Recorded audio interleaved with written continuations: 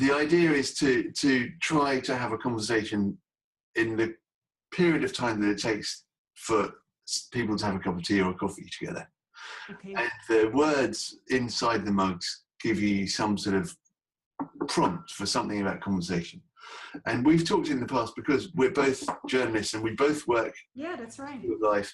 So we have a certain kind of similar interest in this kind of thing.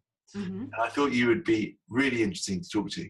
And there's also a whole other thing with you now, which is that I'm asking you to do this not in your native language. Yeah, it's very difficult. So that's extra difficult. So if you're interested in talking about that, that would be great. And whatever you like, really. I'm just interested in different elements of conversation. It's just difficult to do it in another language because you always feel limited and a bit handicapped because you cannot find the right words and make the exact same jokes as you would do in your own language. So you always have this feeling like, I could have been better if only I knew this language a bit better than I do. So that's frustrating, only a little bit. So are you slightly different from what you would be if we were not talking English? I don't think I'm that different, but I just think I could be better. Our conversation would be better if you, for example, would speak Dutch, or if I would be a native English speaker. Right. Would be I think it would be a little bit richer. But on the other hand, you know, maybe you don't always find the right words, but you try to explain yourself with the words you know. So this is really interesting because I suspect that people watching this will think, wow, but she speaks brilliant English. Yeah. And well, I don't think that. Okay. But you have this consciousness that you're not doing something. Yeah, I have. Yeah, I realize all the time, like, this is not my native language. Not that it's really upsetting or, but I just know it, that it would be different. Right. And can you say again, what's the main difference? What would it be like? The difference is I think that I cannot really explain myself in the same way as I would in my own language, because my vocabulary is limited, my expressions are limited, my jokes. It's very important to be able to make jokes in another language, because then you can really make someone feel at ease. And it's not that I cannot make any joke in English, but it's just different when your language is limited or your vocabulary is limited. Yeah, I remember when I was a teenager and I went to stay in France partly to improve my French. Yeah. And I was staying with a family and everyone was older than me, and I made a joke in French, and there was this sort of look of like, you're making a joke in French now. Yeah. Like, ooh. Can you remember ever making a joke in English, for example? Well, maybe in English, but I'm thinking about another moment when I was learning Spanish. Like, how long would that be? 10 years ago, and I was in my second year of learning Spanish, and it's very hard in your second year to be able to make jokes. But I could understand someone else making a joke, and it was like an all boys room, and they were like making typical boys jokes about women and sports, but I found it very funny, so I also started laughing, and they thought it was really funny that I understood this dirty joke about women and was also laughing with them. So that's a particular moment that I remember, that was, yes, I can understand Spanish jokes now. That was funny, and yeah. And how did that change the way that you got on with those people afterwards? It was not that different, because we were already having a very nice evening or time. I was meeting some Erasmus students in Leuven, where I was living, and they were just in Leuven for a year. But we had already gone to parties together and had coffee together. So it was just very good continuation of our friendship, that I was able to understand their jokes now. Brilliant. Thank you. I'm so glad I asked about the language thing, I want to ask about one of the things in the mugs, because I know you've got the mugs and you had them in your office for a while. Yeah. And I don't know if you've tried using them, but what I'm trying to do is like randomly choose a word from inside. So imagining that I've drunk some of my coffee and this one's actually empty. But no, too bad. So I got two here. So if I point at something and just ask you a question to see what that makes you think. Okay, so it says memory. What is that? Memory in conversations. Oh, I think it's important to have memories when you're talking to your friends, for example, because you can follow up on things you've said before, and you can both remember how the situation was before or in the past, or it's very nice to share memories during a conversation as well. For example, I have a very good friend of mine. She's Italian. She lives in Rome. We've lived together for a year in Leuven. And so now most of our conversations are about memories. Oh, you remember the day when we were in Leuven and it snowed? Or do you remember that time when we went to this place and met those people? Every year on the 5th of May, we send each other a text like Happy Cinco de Mayo, because that's something we celebrated together when she was in Belgium. So with her, I share a lot of memories during our conversations, and I think it's nice to to share them together and to reflect on something that happened in the past. So so it's like a bonding thing. So you get together and you share that memory. Yeah. As soon as you said that, what happened in my head was I remembered that there were some people from when I was very young who used to go on about the things that we used to do too much. Yeah. And I kind of thought, I don't want to keep going over that. That's my thing. I don't know what to do with that, but it popped into my head. Yeah. And then I thought, actually, after I'd done that for too many times, I think they stopped sharing them with me. And so I think something was lost, and it's because of what I did. So now I'm realizing that although I thought they were doing it too much, I think I slightly killed something. So you're right.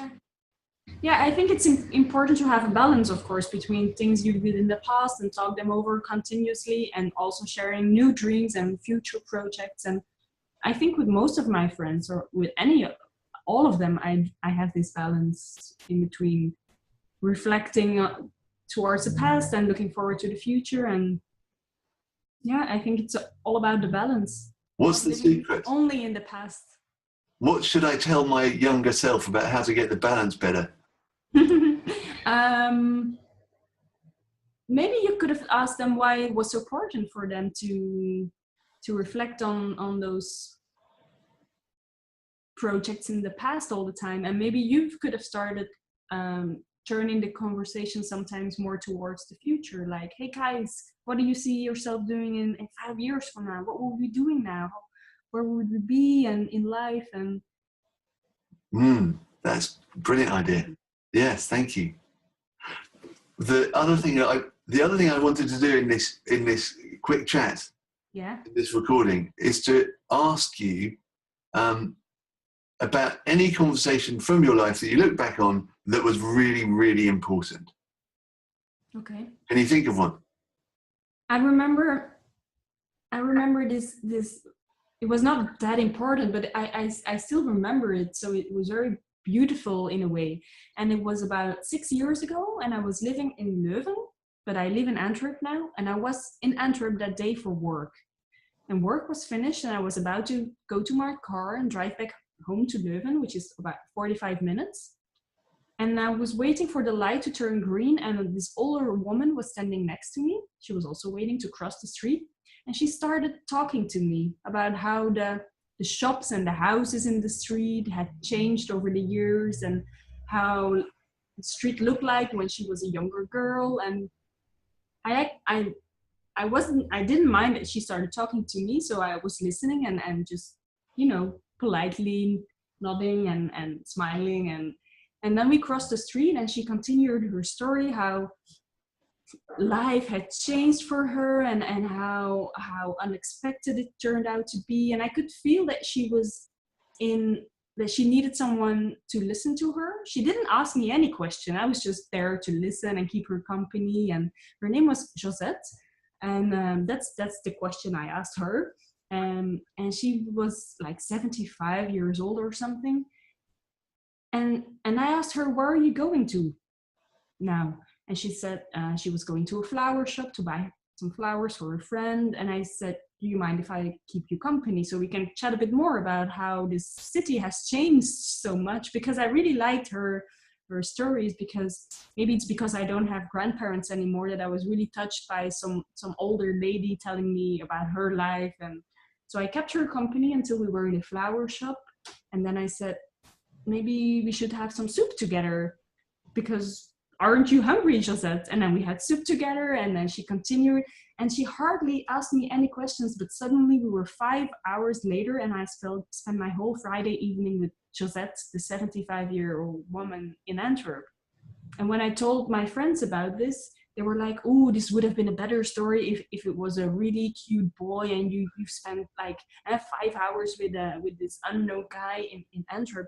And I was a bit offended by it, because I thought I had such a beautiful moment with Josette in Antwerp, and it shouldn't have been a cute boy, because it was Josette's life, and she really felt the need to tell me about how her sister was not speaking to her anymore, and how she never married a husband, and I was really touched by all the things she wanted me to know. So that's a conversation that's really beautiful in my mind, and every time I see an older man or woman in the street, I'm thinking of her in a way, because I really find it very nice when older people start, telling you things, or just when a conversation in between a younger person and an older person takes off and leads to somewhere beautiful. Wow, what a lovely story. So that's Josette, and I have her phone number, and because I was really worried about her in a way, because I thought this woman is a bit lonely, because why would she tell me all her life? And so I called her the week after then, and she was still okay, and we continued our conversation. And then the last times she never picked up her phone again. So I don't know what happened to Josette. How did you end? How did you end your 5-hour conversation? How did we end? I think we just, at a certain moment, I made her clear that I really enjoyed it, and that I would like to have her email address, because she told me she was learning how to use a computer. So I thought, let's give me your email address and we can keep contact. But she couldn't remember what her email address was, so she gave me her phone number. And that's how we ended the conversation. So let's keep in touch. I'll call you in the future. And now I really have to go back home, because I still have to drive for about an hour, and then you should go to bed. And that's how we ended the night. What a great story. Thank you so much. I've got one little question though. I mean, I had so many questions in my head when I was listening, but I want to end, because the idea was just to have a conversation that it would take for a short cup of tea, not a 5-hour one. Yeah, I'm a slow drinker, so. I just wondered, going back to the beginning of our conversation just now, and we were talking about languages and things, when you were telling me about Josette, was your brain at any moment thinking, oh dear, I'm speaking English, or were you okay? Only one time that I couldn't finish my sentence properly, and I had to think about how do you the verbs and stuff in the past, how do you use them correctly, and just only once. Well, I'm going to have to, when I've stopped recording, I'm going to have to go back and look and see if I can work out when that was, because I didn't see it at that moment. Okay, great. Anyway, thank you so much. It's really good to see you again. Thank you. And I'm really looking forward to the book project. It sounds very interesting and mysterious as well, because you cannot tell me too much about it. So mostly because I don't know. Okay. That's why. But I'm finding out by doing these conversations. So yeah, interesting. Keep well. You too, and good luck. Keep me posted.